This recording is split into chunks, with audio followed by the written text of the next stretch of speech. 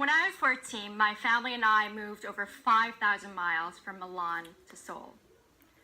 On my last night in Italy, I remember feeling devastated because the world as I knew it had been taken away from me. My international school in Milan was a diverse environment that fostered individuality. I took French and journalism as electives, I played soccer after school, and went canoeing in France as a part of a school field trip.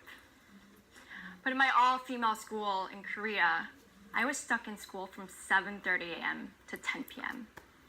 Everyone took the exact same courses, and there was no such thing as electives. I went from being the math and science whiz in Italy to flunking my very first science assignment in Korea. We had to write the 118 elements of the periodic table 60 times each. Now that's over 7,000 times.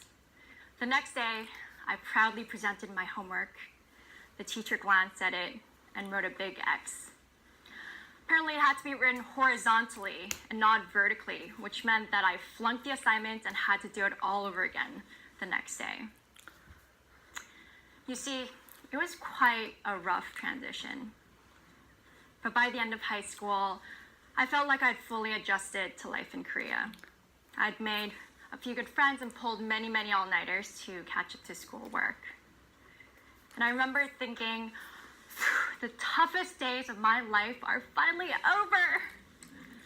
But to my surprise, there were significant and challenging life transitions over, and over again, including coping with a big heartbreak, moving to Japan, and then to Hong Kong, starting work, and coming here to the GSB.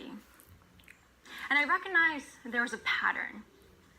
When I first stepped into seasons of change, I often felt like I'd lost control, like I had lost a part of myself.